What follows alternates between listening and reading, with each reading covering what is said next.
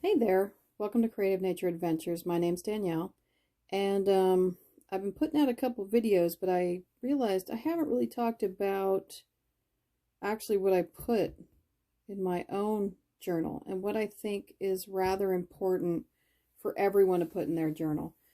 Now, just a really quick overview. This is a Denic, so Denic journal. And I got this from Michael's. And I really like this because it lays relatively flat. It's painfully white. I realized as we're getting in the summer, this was a little bright. But the pages are pretty thick. And it's just about the size I like to work. I do sometimes get a little bit bigger, but this one is kind of nice and carry size. It's about 9 by 7, I think. Anyway, you can go on their website and get these. They're relatively inexpensive. I think they're about $12 to $15. And I've already filled, I think, 1 or 2 of these. So that aside, I just thought I would talk about, again, some of the stuff that I put in my journal when I go out and do some nature journaling. So there's actually some sketches in here. So we'll use this one. For example, one of the things that I really like to do, and this is actually a bad example because I don't have all the metadata that I want. Hold on one second. Ah, this is a good one.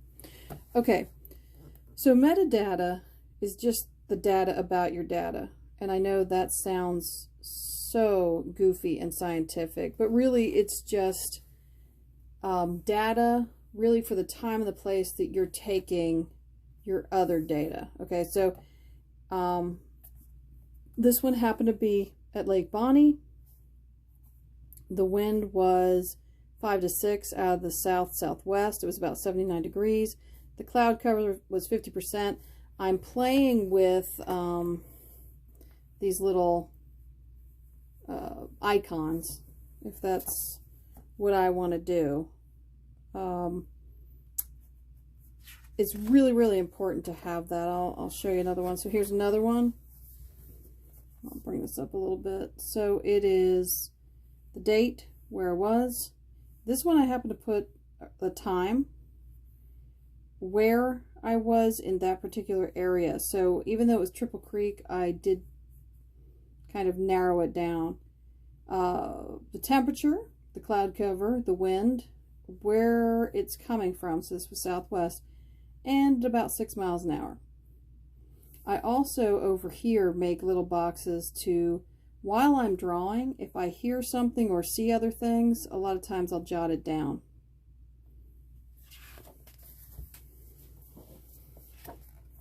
Same thing, this is just all of that metadata. Now, to make this kind of a little more fun, okay, we get to this one. I didn't put that it was in my backyard. It is in my backyard. But I made these bubbly letters and kind of chunked up the stuff in boxes. Now, here's the thing about me. I kind of am a scatter person. You can see I make these drawings and then I try to find areas to put my words and measurements and all that stuff in there. Other people, they'll have these beautiful layouts. I'm not that person. If you're that person, that's great. But I am more of a scattershot type of person. Doesn't mean it's bad. Doesn't mean it's good. It's just how I do it. So this, speaking of that Denic, this is a light watercolor wash. So didn't buckle the paper. Again, light. You're not doing tons and tons of work on this. This is another one. I actually took the letters and kind of made them look like old pieces of wood. And there's my metadata.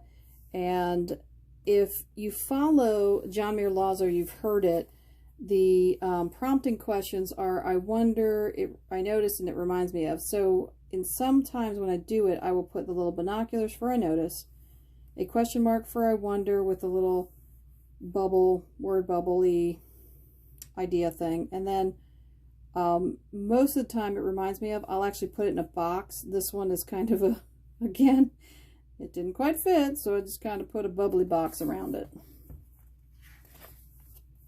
And then, actually this is 1, 2, no. This is colored pencil. So you can see the colored pencils come out really nice. Same thing here. I made these little mangroves and it's following the shorelines coming up. Little crab, because we had crabs. I actually put for the day before, I hadn't journaled, that it was my first lightning bug sighting at home. So just an idea. This is also a colored pencil. Just an idea, and one of the reasons that you're doing this, and this is a great example right here. So my first lightning bug sighting, what I can do then is go back to my other journals and see when the last time I saw them as well. Now the only thing that this is lacking is going to be the temperature. So had I reached the temperature threshold for those lightning bugs, and I did it on the 26th of February. Maybe last year it was in March. Maybe last year it was earlier February. This is good data for me to have, because as I go along, maybe 5 to 10 years from now, maybe I'm not going to see any, because maybe it's habitat decline, or their population crashes, which I hope not. Or as we warm up, maybe they'll come even earlier. I don't know. But these are just ideas for your journal. I think the metadata, though, is super duper important. You can see this one I actually